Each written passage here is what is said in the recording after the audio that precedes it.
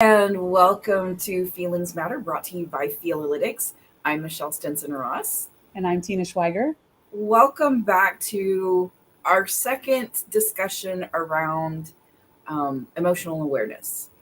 As we have talked in the past, emotional awareness is the precursor to a lot of other things. It's the precursor to empathy, it's the precursor to greater emotional intelligence, and it's also a requisite for today's topic, emotional literacy. So, I want to start again just by defining terms so that we kind of all understand where we are together. And um, in my research around this topic, I found a definition that I really, really like, that is emotional literacy is the ability to recognize, name, and understand our feelings. And the naming part of it is obviously the important part of it, because literacy, language, emotional literacy really is about being able to put what we feel in our bodies, in our minds, our emotions into words. But it gets tricky. And that's why Tina and I are chatting today. Tina, do you have any initial thoughts, things that you want to share as we get into this topic? I have a lot of emotions about the topic of emotional literacy. Please share. Let's Please, get please. meta. Let's get meta. Yeah, I feel like emotional literacy is an interesting concept because we're really talking about, like, our mind is just this black box and nobody is in there but ourselves, and can't go into other people's minds. Yeah, you might want to comment on that and say there's some psychic people out there. I'm not going to knock any of that. I'm not going to, yeah, anything like that. But it's really a closed system. And so the only way that we can really communicate what's happening inside that black box of our mind is with our words and our body language. And the emotions are sensations and they're feelings, and they happen inside our body, and they happen in all these several parts of the brain process our emotions and do different things with them. And so turning those into actual words that we can all agree on at some level, it's almost like the color red. I can recognize the color red. Most people can recognize the color red, aside from those who are colorblind. Um, but does red look like red, the same red to you as it does to me? I mean, you can even think of color blindness as a case for that. Like, it doesn't look the same for everyone. And words, they don't mean the same thing. We don't carry around the same definitions. And when we complain a lot about communication breakdowns, a lot of times it's just that we just don't carry the same words for the same experiences that we share. So it's a hard topic. Yeah. Well, so let's get into it a little bit, and I want to actually start like high level and talk about why emotional literacy is important. Why is it important that we find words, and not just any word but the appropriate word? And just strap in, y'all. I am going to refer to Brene Brown's Atlas of the Heart quite a bit, because the research and the work that she's done around emotional literacy, and particularly its relationship to connection, is on point. It's quite brilliant. I actually sat and watched the HBO series that she did again this week in preparation for this. And I want you guys to understand that the better that we can express ourselves, the better that we connect with one another. Um, One thing that really stuck with me is that, as empathic as I am, and I am naturally a very empathic person, I pay attention to what people say to me, how they carry their bodies, how they move, their facial expression. I do read a lot about how somebody else might be feeling. But again, without the words, without actually connecting and talking to that person, it's only my interpretation of the body language, the tone of voice. So I can see that you're feeling something, but I cannot actually know and understand what that is until you put it in words and share it with me. So that's the first point around why is emotional literacy important. For me, I feel like it's connection. Yeah. What about you, Tina? I agree with you completely on that. I mean, it's impossible to know what's happening in someone else's mind, and being intentional about the words we choose, and actually maybe going through, I don't know, alternative words and thinking through, like, well, if it's not this feeling, is it a slice of that, or is it slightly different? It's worth the effort because it really helps people understand you, and it helps you understand others a lot better. It helps really build empathy. So there, and it's a learned skill. So it's something that we will be talking in the future a lot more about, how to learn this skill and how to develop this skill within yourself. When you have better emotional literacy, the studies show, back from the 90s, that you have better academic outcomes in children and adolescents. If you have higher emotional literacy, you have better levels, less levels of anxiety and depression, better psychological well being because you understand yourself and the world a lot better. And you just have less conflicts with the people around you because when you're triggered, you can recognize it, name it, uh, sit with it, I look at it, and not get caught up in the actual conflict, which is really just being driven by those emotions anyway. So it's not really important. I love this quote. The limits of my language mean the limits of my world. Spoken by So an author. even even when we're attempting to use language, if we have a small set of words for how we feel, then it limits the experience of that emotion. That's what just kind of rocks my world a little bit. That our limited vocabulary around emotions limits our Mm, experience of them. This isn't even in sharing with somebody else and having somebody else empathize along with us, but even our own experience of what we're feeling, what emotions are being lit up in our brains. The limits of our language limit how we experience that. And that just really kind of blows my mind. And here's the funny bit.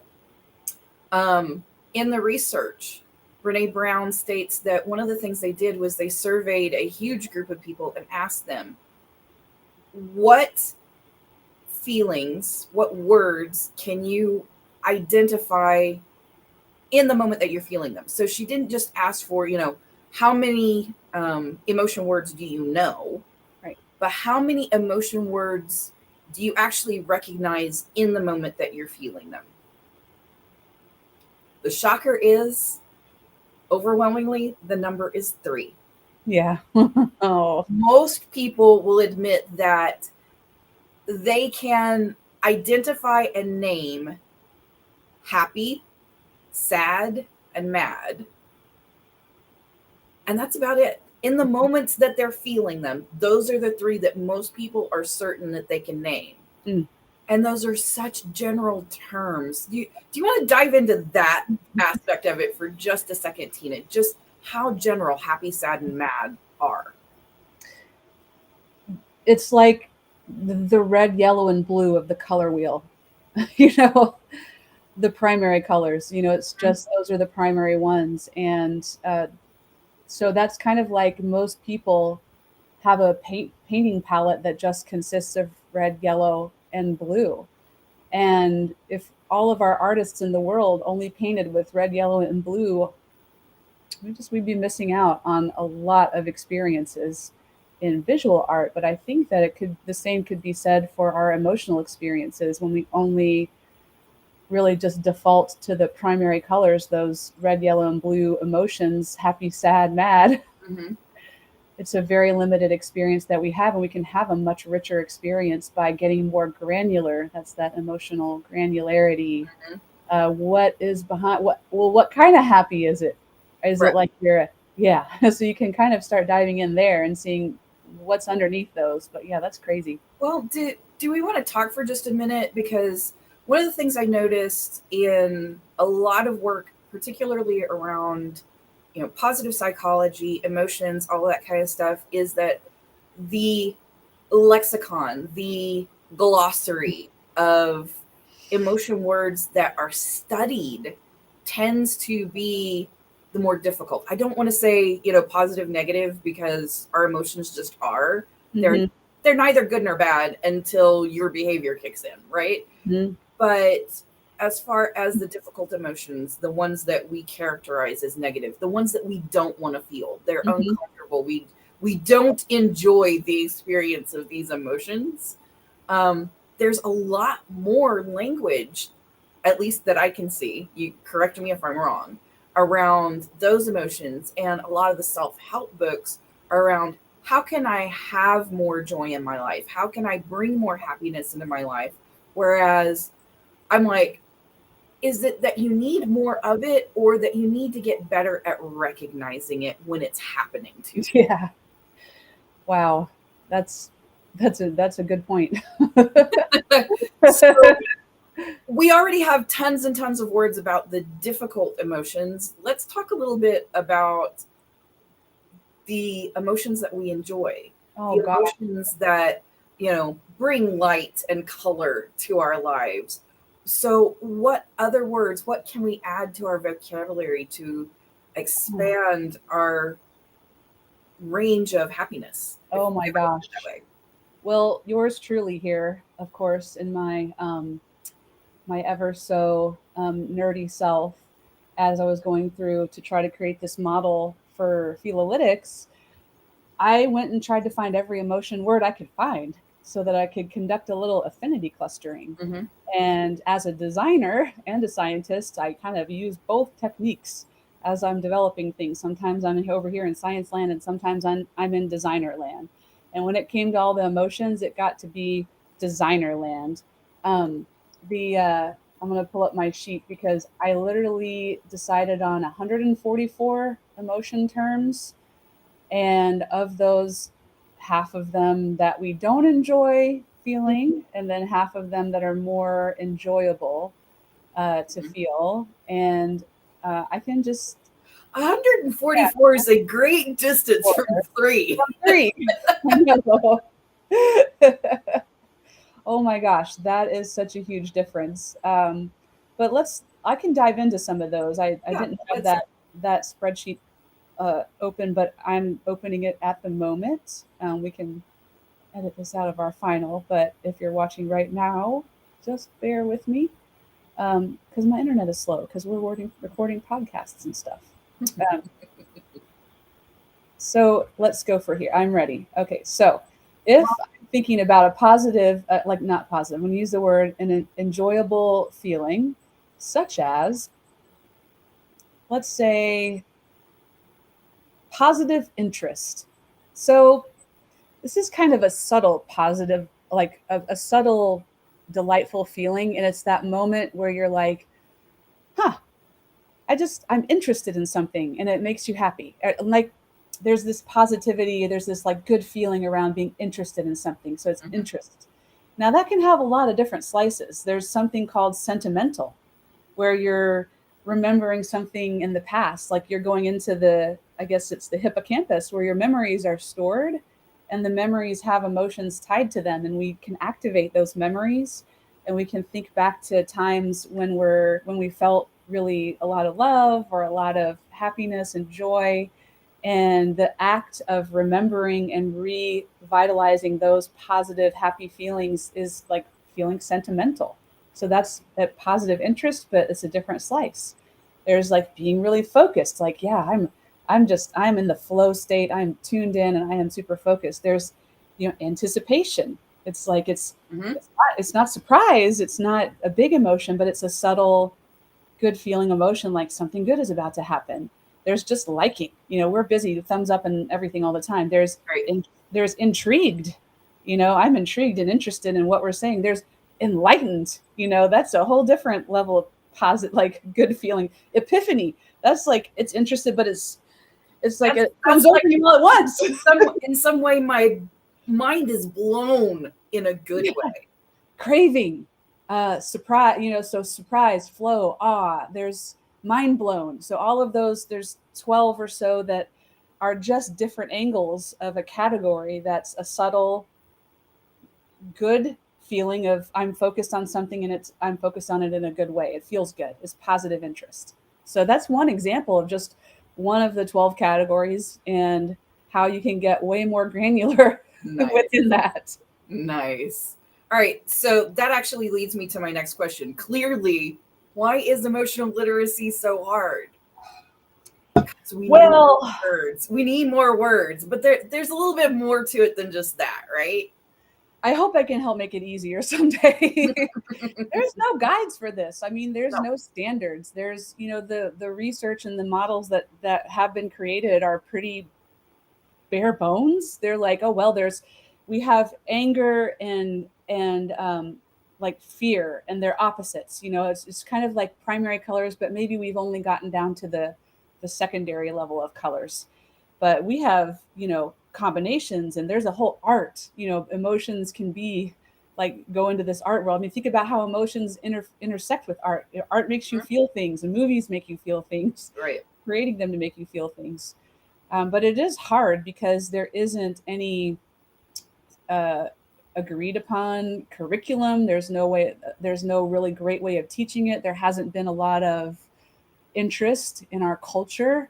It's seen as maybe woke, or it's seen as weak or soft to actually care about your emotions or experience them. So Sure. it hasn't made its way into our education system. Yeah, it's kind of the wild wild west. Welcome. Well, and that is one of the 2 points that I had thought about when I was thinking about this particular question and why that emotional literacy is so hard. One of the reasons is that most of us grow up without the opportunity to express our emotions and learn the language that goes with them. So it's like you said, it's cultural, especially here in the US, that we just don't really verbally express our emotions. We shove them all into our creative pursuits. We shove them into our art, in our music, in our entertainment, and we never really take the time to build language around that experience. That that's emotions are for art, right? In a lot of ways. That's at least that's what we're taught. That's how we're socialized to deal with our emotions, that Mm. to express them.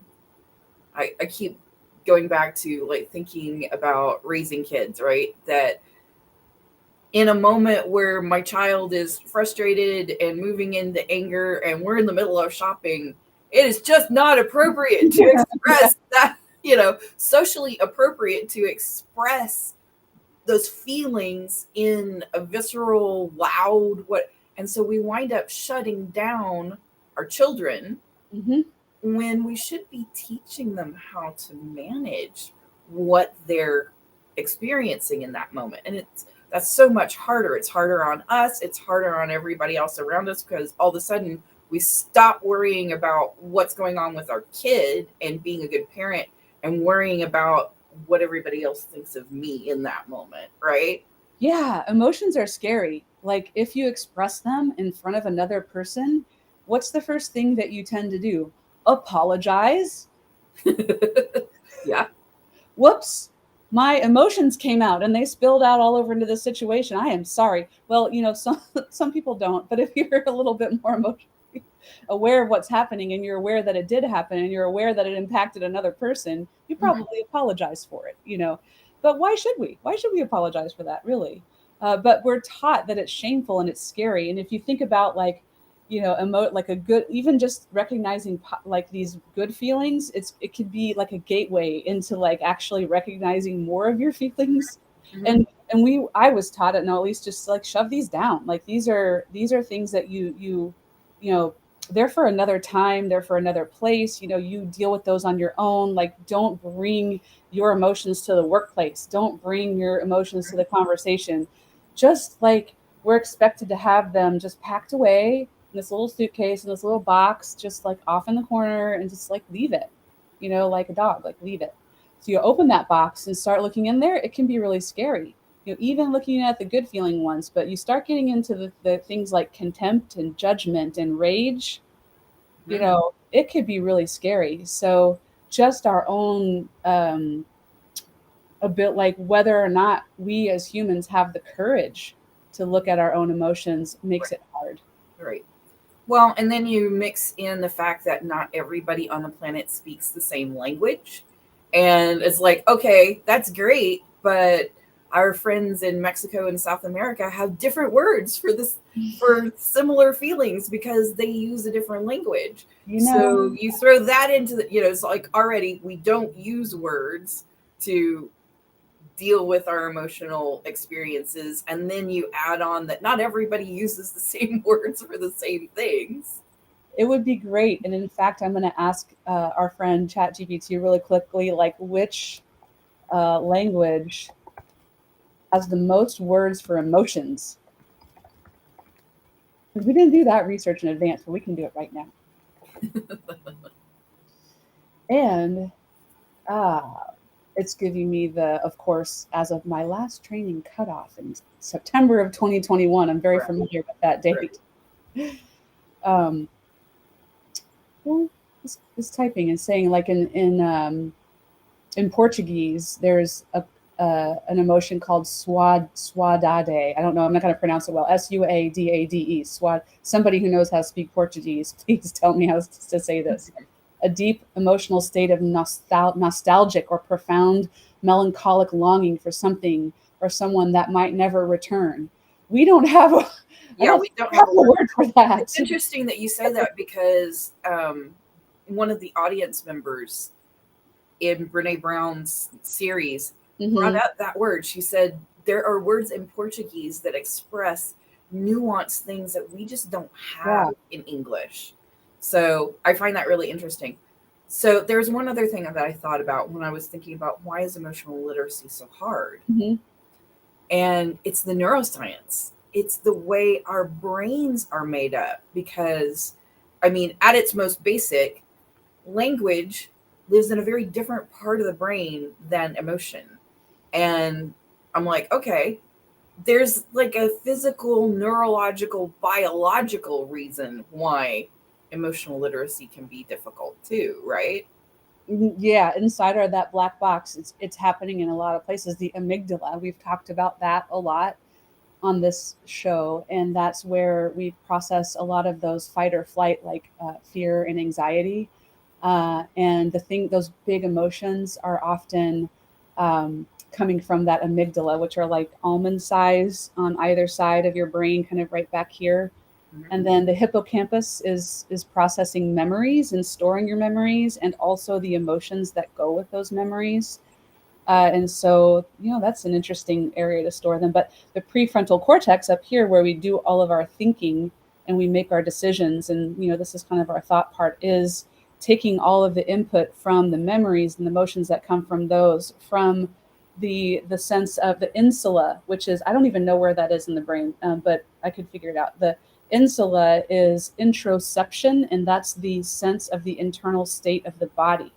So if you think about where is mindfulness happening, or where are you becoming aware of your emotions, it's happening in the insula.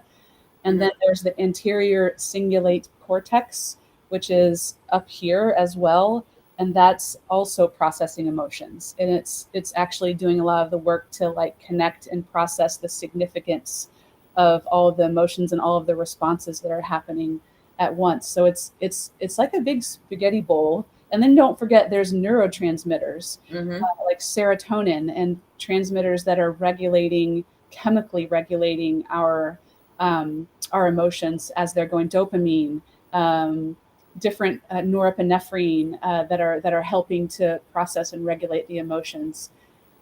So it's really happening like everywhere chemically, and so we're feeling those sensations and trying to make sense of them all at the same time, which is why it's really hard. All Don't right. feel bad. It's hard for Don't everyone. feel bad. It's hard for all of us. But I would say it's a journey worth taking, right? So given that, okay, I can recognize a few basic emotions when I'm feeling them. Mm, I want to get better at this. but expressing myself is hard. It's not necessarily socially acceptable, depending on what culture you live in or any of that. So, where can we start to become more emotionally literate? What steps can we take given the world that we live in? How do we improve our emotional vocabulary? Mm. It's a practice, and there's so many techniques. When just straight up, we talked earlier about apologizing for experiencing an emotion in front of other people. One very thing that you could start today is you could practice um, holding a non-judgmental space and witnessing the emotional expression of another person without trying to attach a story to it. Mhm. So, getting curious about the emotional state of another, if it's like an intense emotional state, like they're crying, just holding them or listening to them, providing that ear, uh, keeping your words to a minimum and reinforcing it by repeating back what they're saying that they're experiencing. You're sad, or just observing, wow, oh man, you're having a hard time right now. You're really sad. This is a really difficult time. Full stop. All you do. And Brene talks about that a lot with the difference between sympathy and empathy, and that just being present with the emotional states of another. They then don't feel like they need to apologize for it or that they've spilled them out onto you, Right. and you're able to handle it. Now, there's another level of that practice, which is uh, helping yourself become not taking those emotions on, because they are pretty contagious. Uh, Oh my gosh, I'm glad you said that because Brene brings up the difference between cognitive empathy and affective Affective. empathy. And I so appreciated that. Oh, there are words for that too. Yeah. Oh, So, tell me how did she define those? What is so cognitive empathy is obviously that ability to just sit and listen. I am going to purposefully give you the space to express what you need to express, that I'm going to listen, that I'm going to believe you when you tell me what your experience is, and I'm going to be in that moment with you. Affective empathy is when I start to feel it with you. And that's actually a choice mm-hmm, that I can sit here, I can hold, as you said, hold space without taking it on. That's cognitive mm-hmm, empathy. When I start to take it on and I feel it with you, and it becomes my emotional experience as well as yours, then we're getting into affective empathy. And it's a slippery slope. And yes, absolutely it is. As I said at the beginning of this episode, I am naturally empathic. yeah. I tend to be very aware of like the emotional tension in a room, or whether, there's a lot of excitement, all those sorts of things. And I have experienced moments when, even in a good space where everybody's happy and enjoying being together, that I feel overwhelmed by it. Mm-hmm. That's when my affective empathy has kicked in and I'm in trouble.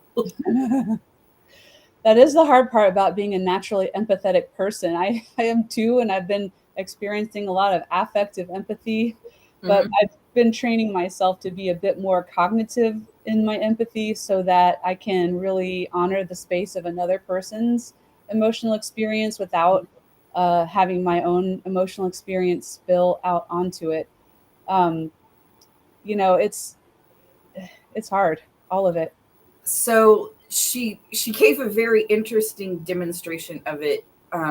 She had an audience member come up and ask for them to put out their hand, and she explained affective and cognitive this way: that if you and I connect like this, with our hands, around each other's wrists, then it's very difficult to tell where you begin and I end, Hmm. right?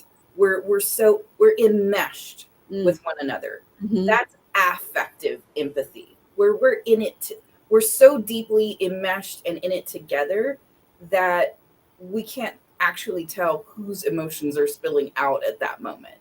Whereas cognitive empathy is more like just, I'm here, we're connected, but we're just barely touching. And it is clear where I end and you begin. So it's more like that Mhm. fingertip. I'm in the space with you. Obviously, if I'm close enough to touch the tips of your fingers with my fingers, I am definitely in your space with you. Mm. But there's still a definition between me and you, and that's cognitive empathy. And I loved that demonstration, that visual of understanding that so long as we can be clear on who's feeling what when, we're in cognitive empathy. The moment that we get enmeshed and we can no longer tell where one person ends and then the other begins, Mm. then we're in affective empathy. Whew. Pretty incredible, right?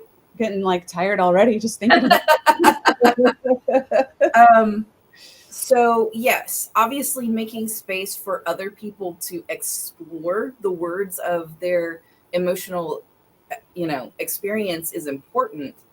But I also am of the opinion that any emotional expression is a good step toward emotional literacy. And what I mean by that is there are other ways that we express our emotions that are not words.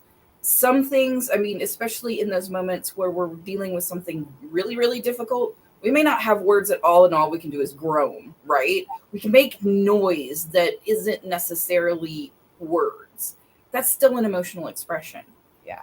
I would posit that emoji, those little faces that we have on our phones, on our computers, anything that is not verbal, it is quote unquote written in our digital lives, that emoji are an emotional expression that can move us toward emotional literacy. And it helps cross cultural barriers, it helps cross language barriers. And I am of the opinion, shoot me down if you disagree. I don't care. This is me and how I feel about things. That if you are seeking to become more emotionally literate, you need to become more emotionally expressive. And Mm. using emoji is a way to do that. Yes.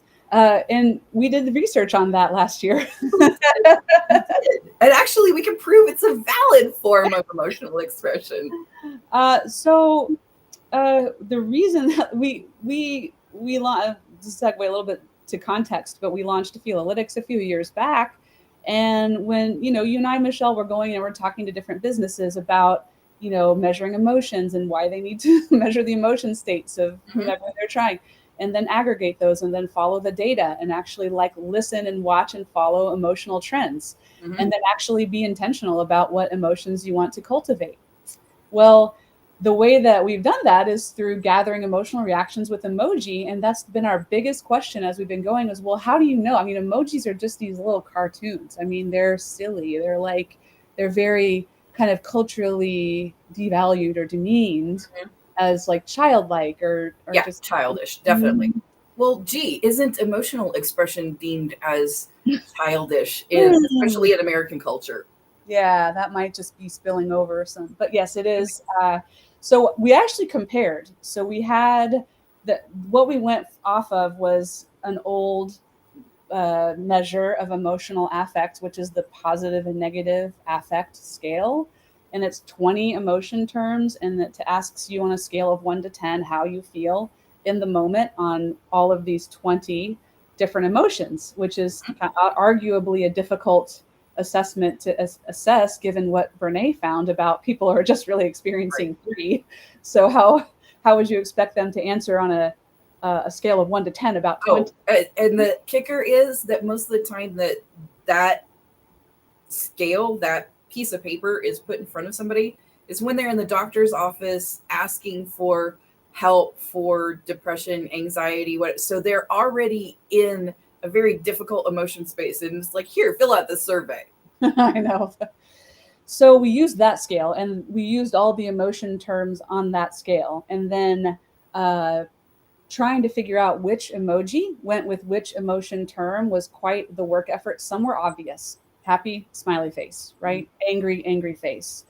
But some of them, like inspired, that's where it's kind of like, okay, we're going to go and look at the data and like scrape all these emoji from Twitter, see what words they're combining them with, and then come up with the closest representative of that emotion term. So that was done. And then we would give somebody, hey, here we are. How do you feel in the moment right now? Now fill out this positive and negative affect scale, and then tell us which emoji, how you feel, how much you feel this emoji, how much you feel that emoji, how much you feel this emoji. And then we did another exercise where we actually just showed them the multiple choice quiz and said, which emoji, or what does this emoji mean verbally? And what we found is that there's, what you would expect, like a lot of the main emojis, people kind of agree on what they mean generally, but past those like primary and maybe secondary colors, there isn't a lot of consensus about what that little face, what actual word goes with that little face. Mm-hmm. However, in the moment when people fill out the scale about how much they feel each emotion, and then how much do they feel each emoji, it actually connects much higher. It lines up much higher in the higher correlation than just asking somebody to define what it means with just part of their brain. When we skip just this part of the brain and we actually ask them to use the whole brain by giving them that, picture, it lines up better than you would think. So while they seem childlike and while they seem cutesy and like not that serious, we have found, and we'll do more and more research on this with different populations and different groups, but our initial results, show that our correlations can be as high as 0.9 in some cases. 0.8 is pretty common. They vary, but they're all positive, and they all are kind of a minimum. The very lowest, 0.32, but that might be just the one that we selected wasn't the best. But they, on average, go up to 0.5, 0.6, 0.7, which in statistics means that's pretty good correlation that those two things are measuring the same thing. So there's your science on emoji for now. Well, I love it that you brought this up, because one of the things we had discussed around the research was when I'm trying to express an emotional experience, there's this feeling brain part of it and there's this thinking brain part of it. And again, this goes back to why emotional literacy is hard, because I have to move through my feeling brain and into my thinking brain and connect the two up. But if I'm allowed to just express myself with my feeling brain and not have to kick that cognitive thinking aspect into it, I'm very accurate in my expression of what I'm feeling right now. And that's where the emoji play a role, right?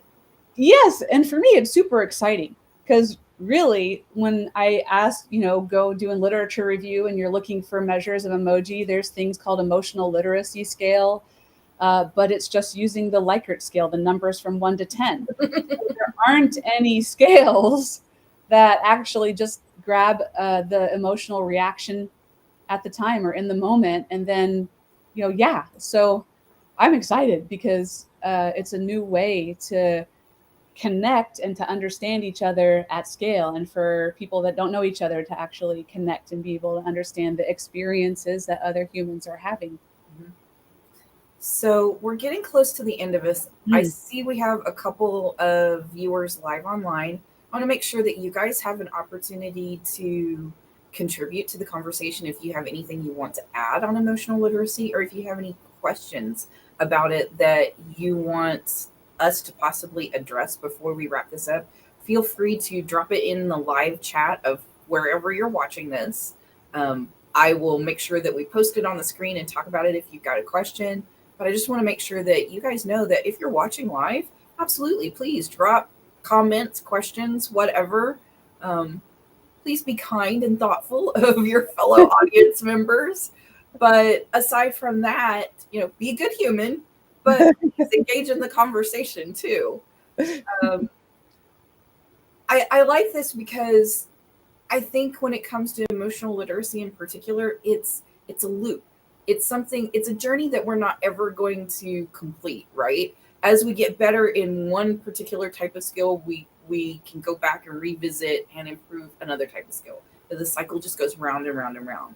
And that's why I wanted to go back to the beginning again. When all right, if emotional literacy is hard, but it's also important, and a tool like emoji and just giving myself permission to really pay attention and be aware, that's where this comes back to emotional awareness.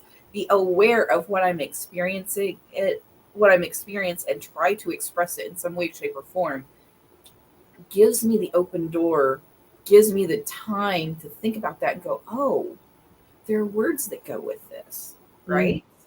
That mindfulness kicks in if I allow myself to actually express what I'm feeling in the moment, whether that's journaling, whether that's just verbally talking about it, whether that's sharing some emoji or drawing a picture, or however you express emotion that you're comfortable with doing, that now that you're purposefully doing it, you're paying attention to the fact that you're doing it, then opens the door to add the words to it.